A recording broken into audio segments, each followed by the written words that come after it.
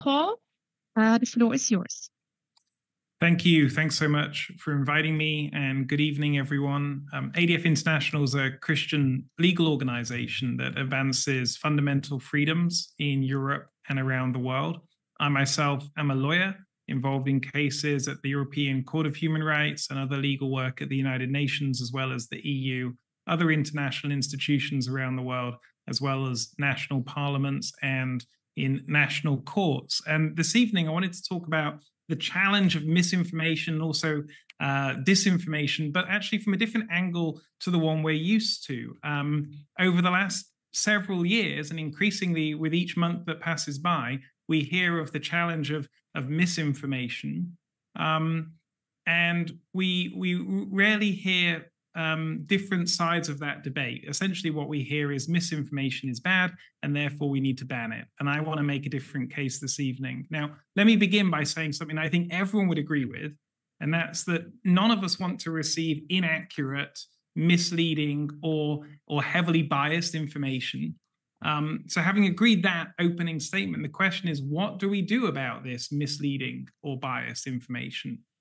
In the last decade, many political leaders, including perhaps especially at the EU level, have given us the answer that this sort of information must be banned, often through the criminal law. And the question I pose this evening is this: is that proposed cure worse than the disease? And so in the remainder of the time, I want to first talk about the rise of misinformation laws that have really exploded in the last decade, and then followed by the challenges of trying to prohibit misinformation at the legal level. So let's begin. The misinformation, I think, is as old as time. Biblical scholars could point to a certain amount of misinformation in the Garden of Eden, I think. And according to a recent study, in the last decade, however, there has been an explosion of new laws addressing misinformation. So about 78 countries around the world have legislated against mis or disinformation in the last 10 years alone. And that same study reveals that these laws are being used. So the imprisonment of journalists for alleged misinformation has increased tenfold in the last few years. Of course, the COVID pandemic accelerated that phenomenon. And 36 countries in the world passed laws against misinformation in 2020 alone.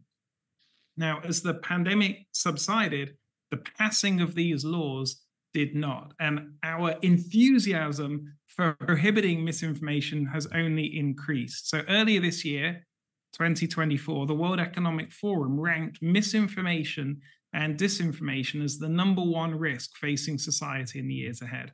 And we've just heard about Ursula von der Leyen being re-elected. She said during her special address to the World Economic Forum, and I quote, "The top concern for the next years is not conflict, not climate change, but misinformation and disinformation."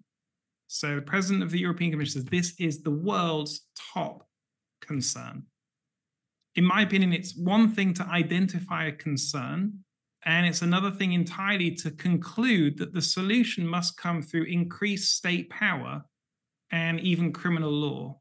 And so as governments around the world rush, and I mean rush, to counter this perceived challenge of misinformation, the threats to freedom of speech have become increasingly apparent, and that's what I want to focus on. Now, I think most threats to freedom of speech can be identified by asking two related questions. So here they are. The first is, where is the line between protected speech and allegedly unlawful speech? Where is that line? And secondly, who decides? And in asking these two questions, I think the challenge of legislating against misinformation becomes clear. So let me explain. To draw a line between protected free speech on the one hand and allegedly unlawful misinformation on the other hand, we need clear definitions. We need precise wording, not least because we as citizens need to be able to know if we're breaking the law. But sadly, in this whole area, clear definitions and precise wording are completely lacking.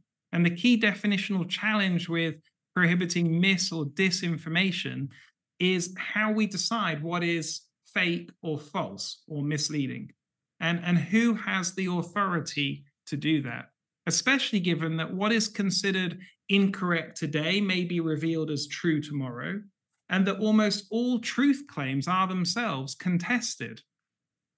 And so we see, for example, if you go to the WHO website, you go to their misinformation page, and they say that, quote, information changes over time as we learn more. And it seeks to distinguish information that changes over time, which they consider acceptable, from information which is false, which they consider is unacceptable and misinformation. And honestly, I simply do not know how you do that.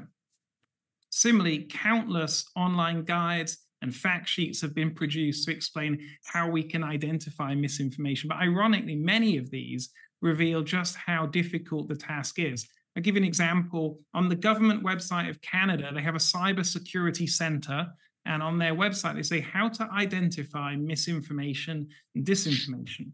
And they provide the following framework. Quote, these are all quotes. Does it provoke an emotional response? Does it make a bold statement on a controversial issue? Is it an extraordinary claim? Does it contain clickbait? Does it use small pieces of valid information that are exaggerated or distorted? End quote. Now, I don't know about any of you and whether you've read the news recently, but that sounds like every single article that I ever read. And similarly, there's a UN fact sheet produced on this issue, and it lists examples that help us as citizens identify misinformation. I'll give you 3 of the examples the UN mentions. Quote, genuine information or imagery that has been distorted, e.g. a sensational headline. Satire or parody, humorous but false stories passed off as true. And quote, content used to manage attitudes, values, and knowledge. This is the UN's guidance on what we're talking about here. So you see, just with these short examples, when pressed, identifying what is misinformation is far harder than it sounds. And it ultimately comes down to the second and related question, which is this: who decides? In other words, who gets to become the arbiter of truth? And let me give a controversial example. If you type, as I did earlier today, "can a man" into Google, the first autofill response, at least for me, when I type "can a man" into Google, is "can a man get pregnant?"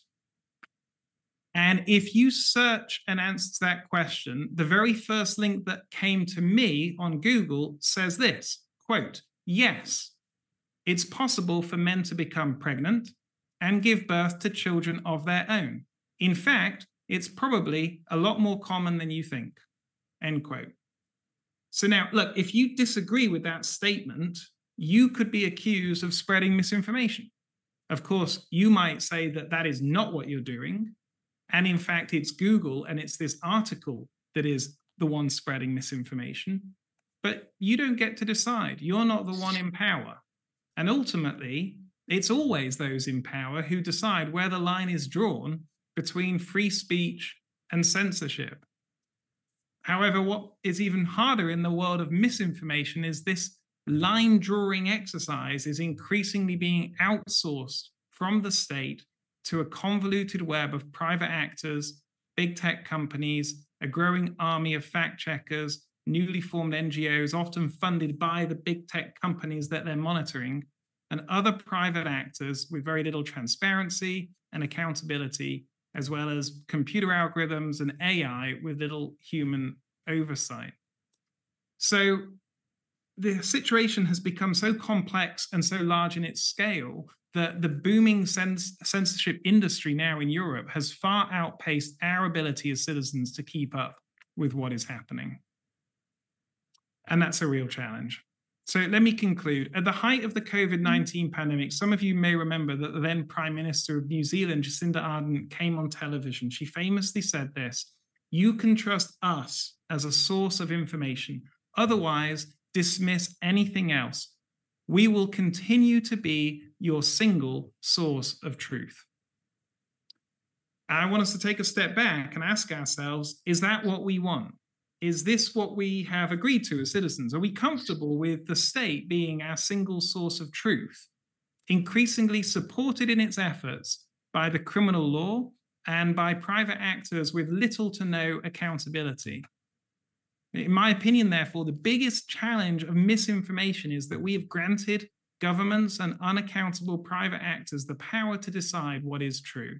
And my concern is that over time, this will be a costly mistake. And I want to conclude with a quote from the former president of the ACLU, Professor Nadine Strossen. She wrote a book on this recently, and she warned, quote, "If governments were permitted to determine which ideas should be punishable as false, most vulnerable would be ideas that challenge government policy." I believe that is true, and I'm concerned that that is what we as Europeans are sleepwalking into with our increasing legislation on the area of misinformation.